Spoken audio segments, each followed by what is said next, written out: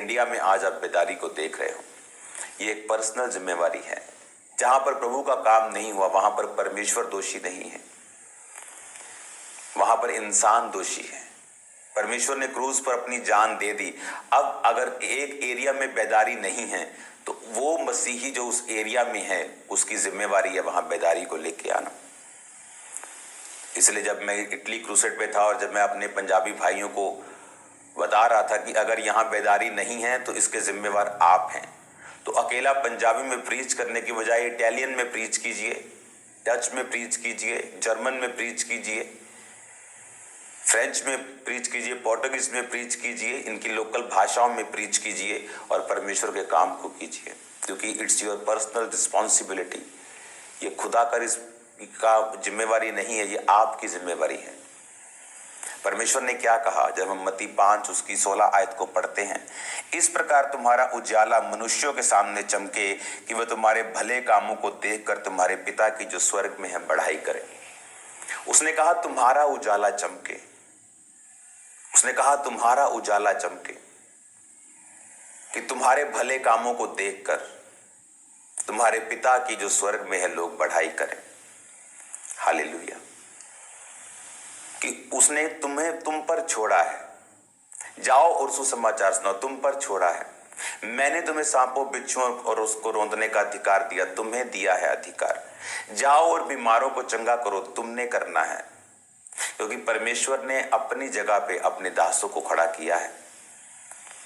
और जो रियल वाले दास हैं खुदाबंद के, जो इस बोझ को लेके चलते हैं, कोई सिरदर्द नहीं लेना चाहता और ना ही हम न्यायी बनना चाहते हैं। लोग बोलते हैं कि आप जज ना करो, मैं जज नहीं हूं। एक दिन एक विक्टिम मेरे पास आया और उसने कहा कि एक प्रॉफिट ने उसके लिए प्रॉफिटिक की बेटा होगा, और जब उसकी वाइफ ने घर गई खुश हो गई कि बेटा हो जाएगा। पहले उसकी एक बेटी थी, तो जब दूसरी उसकी बेटी हो गई तो इमेजिन करो, वो पास्टर होने के बावजूद भी बंदा, उसकी वाइफ बैकस्लाइड होने तक पहुंच गई।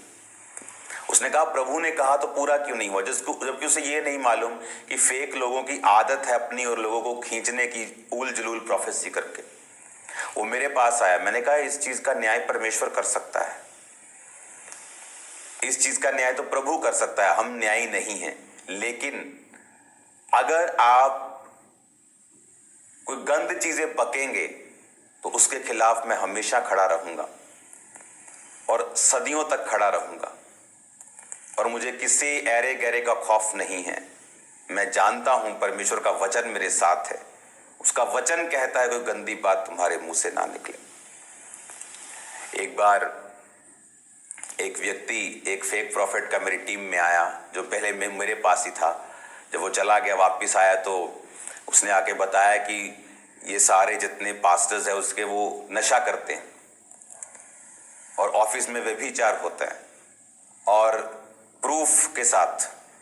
लेकिन मैंने कुछ नहीं कहा, मैंने कहा इन चीजों का न्याय प्रभु करेगा, ये चीजें परमेश्वर के हाथ में, मैं न्यायी नहीं बन सकता। लेकिन अगर एक पब्लिकली कोई चीज ऐसी होगी जो वचन के खिलाफ है, क्रिश्चियनिटी की कलीसिया के लिए मैं खड़ा हूंगा हमेशा, ताकि लोगों को वो चीज वैलिड ना लगे जो बकवास हुई है स्टेजेस के ऊपर, कि लोगों को ये ना लगे कि ये वैलिड है, कि परमेश्वर सही है, खुश है इससे, वो खुश नहीं है। हालेलुया।